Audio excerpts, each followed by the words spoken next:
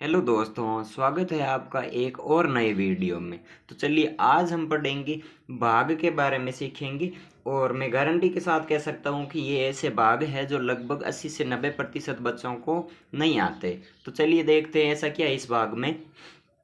तो अब देखिए, हम 5 का भाग 5 में लगाएंगे तो एक बार जाएगा, 5 एकम 5 हो जाएगा।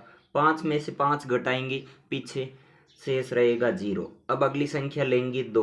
अब देखिए 2 के अंदर 5 का भाग नहीं जा रहा है तो हम क्या करते हैं, सीधे ही पॉइंट लगाते हैं। लेकिन 1 मिनट, हमें देखना है कि क्या करना। यहाँ 52 लिखा है, कितना लिखा है 52, और 52 के अंदर हमने भाग लगाया तो सीधा ही 1 दशमलव कुछ आ जाएगा क्या? नहीं आएगा, क्योंकि देखिए यहाँ ये 50 है। 50 में अगर हम 5 का भाग लगाते हैं तो कितनी बार जाता है, 10 बार जाता है।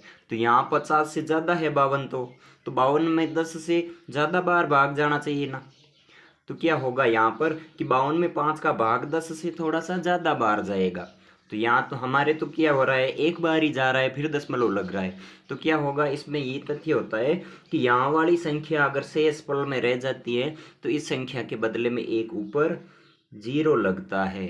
तो अब देखिए हो गया ना 10 हमारा। अब ये शेष पल में है तो क्या लगेगा, दशमलव, और दशमलव के बदले हमें मिलेगा एक 0।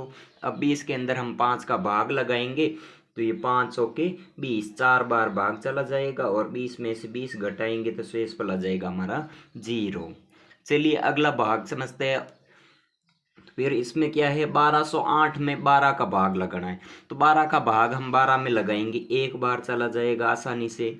12 एकम 12, घटाया पीछे क्या रह जाएगा, 00। फिर अगली संख्या लाएंगे हम 0, इसमें भाग नहीं जाता है। फिर अगली संख्या लाएंगे 8। अब देखिए 8 में भाग नहीं जाता है तो हम सीधा ही दशमलव लगा देते हैं। लेकिन देखिए यहाँ संख्या कितनी है, 1208। तो 1208 में क्या हमारा भाग एक बार ही जाएगा क्या? तो ये हमारा भाग क्या हो जाएगा, गलत हो जाएगा।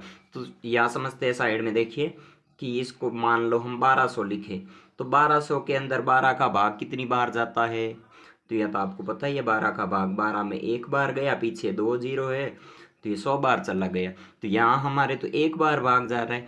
तो क्या होगा, यहाँ हमने पहले सबसे पहले क्या ली, दो संख्याओं को एक साथ लिखा है, क्योंकि एक संख्या में हमारे भाग जा नहीं रहा है तो दो संख्याओं को हमने एक साथ लिया है। तो दो संख्या हम जब भी लेते हैं तो यहाँ ऊपर क्या होता है, एक 0 लगता है। एक तो ये मेथड लगा इसमें। फिर देखिए दूसरा 0 कहाँ से आएगा, तो दूसरा 0 अभी मैंने बताया था कि यहाँ वाली संख्या अगर ऊपर वाली संख्या यहाँ से इस पल में रह जाती है तो इसके बदले में एक 0 लगता है।